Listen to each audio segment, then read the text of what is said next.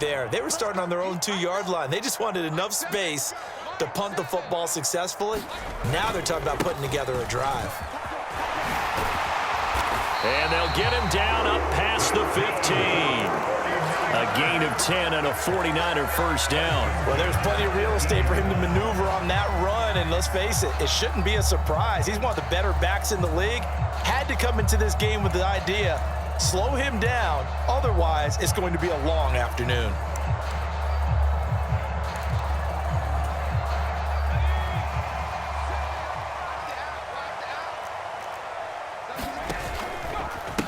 Now former 6th-round pick, it's Elijah Mitchell. And they're going to stop him right at the line of scrimmage. Just no cutback lane to be found whatsoever.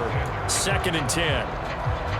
That time on the outside, pretty nice job as a cornerback to shed any would-be blockers and make the tackle. Think about the praise we're giving him, what his coaches have given, but how about the respect he gets from his teammates to be a complete corner who doesn't just cover receivers, but also tackles ball carriers.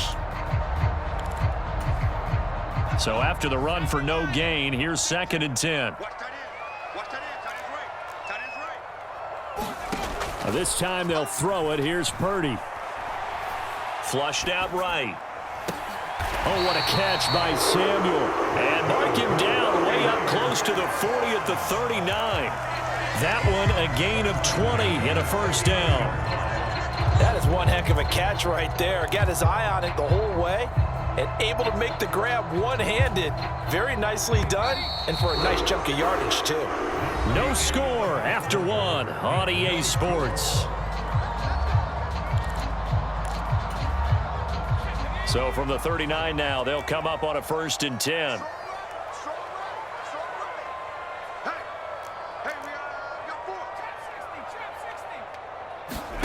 Play action, now Purdy. That's complete. It's Brandon Ayuk. And he's going to be out of bounds, but not before he takes it inside the 40.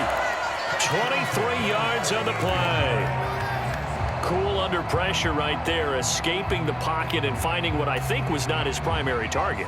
And some of these guys are just so comfortable getting outside of the pocket that they'll do it on purpose. It doesn't even need to be a breakdown. Just they move, and they know it affects the defense, because a lot of times you get lost in coverage in the secondary. And I think you're exactly right. Wasn't his primary target. Found a secondary guy who sprang open, probably because of his movement out of the pocket. Now a chance to make that big play really hurt. It's 1st and goal just outside the 5. They'll run with Mitchell. And that'll move him a little closer as he takes it from the 7 down to the 4-yard line. And Brad, they went to a nickel defense, and that's a surprise this close to the goal line, because ordinarily you use the back end of the end zone, the sidelines as extra defenders, and you want bigger people on the field to try and help against the run. 2nd and goal from inside the 5.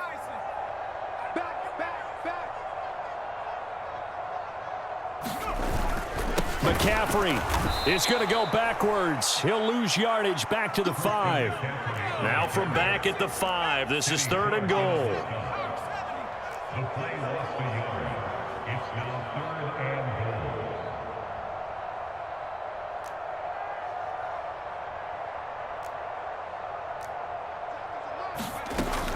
goal. McCaffrey.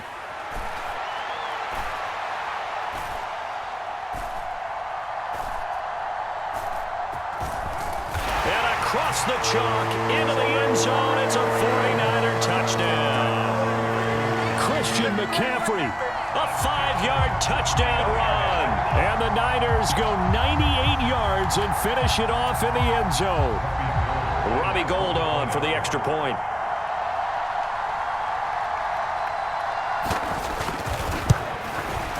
And the 49ers grab a 7-0 lead.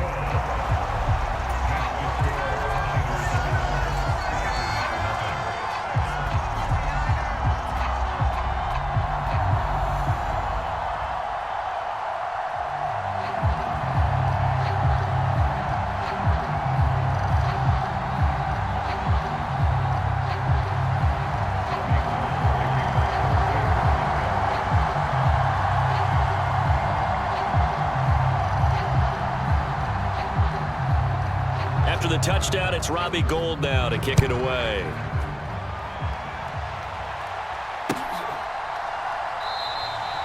Nixon elects not to return it, and this comes out to the 25.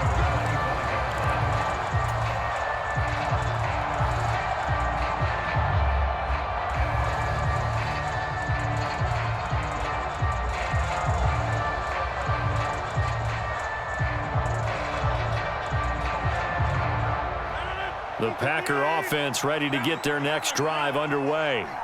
They'll be looking to match that touchdown from a moment ago. 7-0 is the score as they begin with a first down. And he's going to take this ahead for right around 3 yards, but no more than that. Second down. Well, it's time for them to be good teammates right here. And what I mean by that is possess the ball for a little while. Get at least 2 first downs. Give their defense a chance to settle down a little bit after they give up a touchdown. The last run got 3. Now here's 2nd and 7. They'll go again to Jones. And only able to get 2 here. Stopped at the 30. But not much on that run, Charles. No, that's exactly the way to execute a run blitz there. They guessed correctly that they would move the ball on the ground, honed in on it, and stopped them. Mark that down for a win in the defense's column. From the gun on 3rd down, Rodgers. He's got a man, complete. And they're going to move it down inside the 25. 1:58 left to play till we hit halftime. So the big play gets them all the way down to the outskirts of the red zone here for 1st and 10.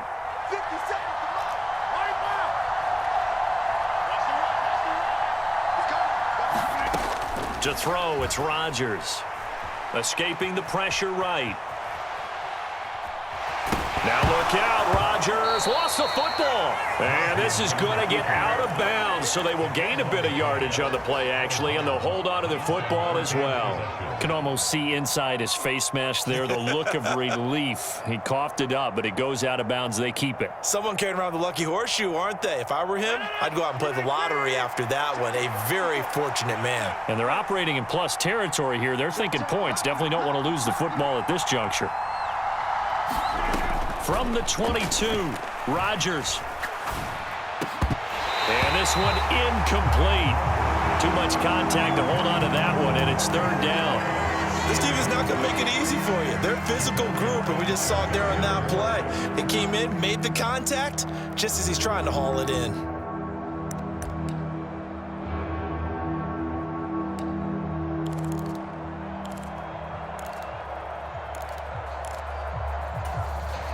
So the failure to connect on 2nd down, that leaves them staring up here at a 3rd and 8.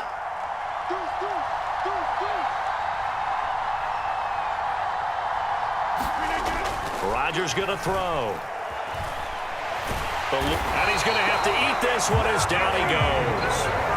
The hard-hitting safety, Jimmy Ward, picking up the sack that time.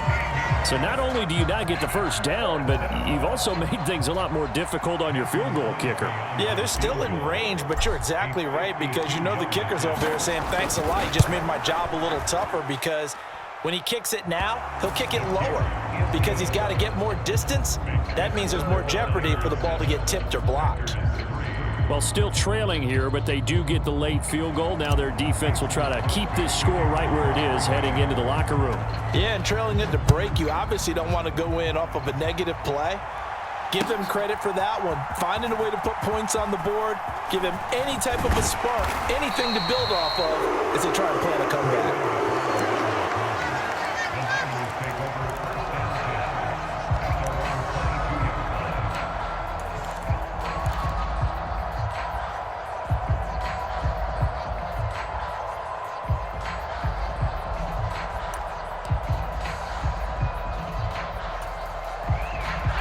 The San Francisco offense ready to start their next drive. It was still more than a minute to go in the half. Time to try to mount a drive. And I would think that they would have to. This is today's NFL. You got to push it whenever you get an opportunity. You can never have enough points with the high-powered offenses that you face. And analytics will tell you, try and score when given the opportunity. Man, he got in there so quickly, Charles. What could the offense have done to adjust and account for that? But what you're hoping is that you figure out and you see and get a clue that maybe there's going to be some pressure coming at you, and you change the blocking schemes. Maybe you go to max protection. The biggest one is maybe you bring your running back in to try and keep you clean. But in that case, that didn't happen. Zero accountability, and a sack resulted. Into double coverage, and it's intercepted. The rookie was trying to push it downfield, but the safety bit him. And he'll learn that you have to hold the safety. And you do that with your head movement, your eyes, sometimes your shoulders. Hold the safety so that you can get back to the throw that you really want to make. He got so excited thinking his guy was open that he made it easy for the defensive back to go get the football.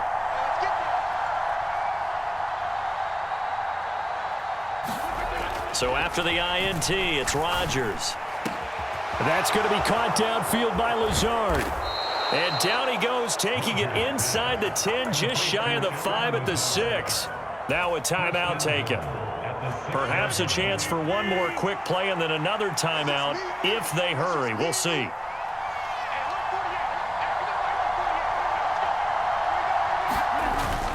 Now Jones. And we're going to get a timeout with 2 seconds remaining in the second quarter.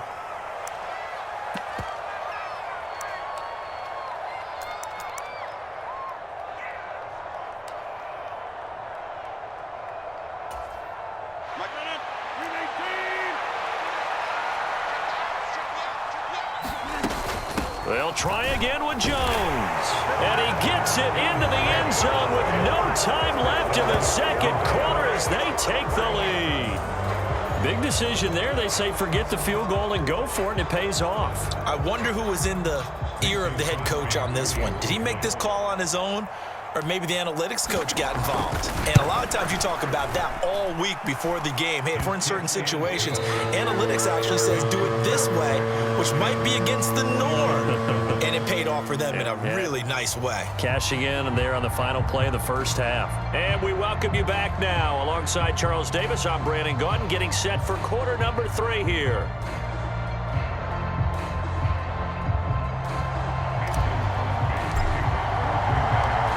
The 49ers going to have the football and trailing on the scoreboard as we get back underway on EA Sports.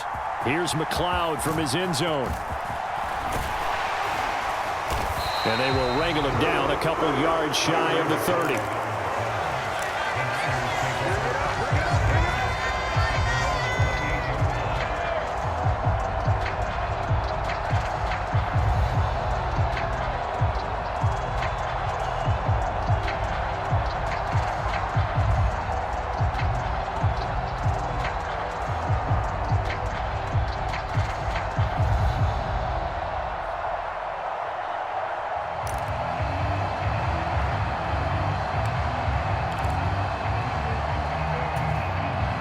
The 49er offense set to get this drive underway.